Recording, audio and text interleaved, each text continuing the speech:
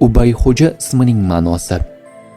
Ushbu ism asosan o'g'il bolalarga qo'yiladi va bu ism ikki qismdan iborat. Arabcha abd, qul, banda so'zdan kelib chiqqan. Ma'nosi kichik banda, Allohning itoatkor quli, kamtar xizmatkor. Ubayd abdning kichraytirish shakli bo'lib, mehr va kamtarlik ma'nosini kuchaytiradi. Xo'ja fors turkiy so'z bo'lib, ma'nosi ustoz, murabbiy, hurmatli zot. Ba'zan sayyidlar nasliga mansublikni ham anglatadi.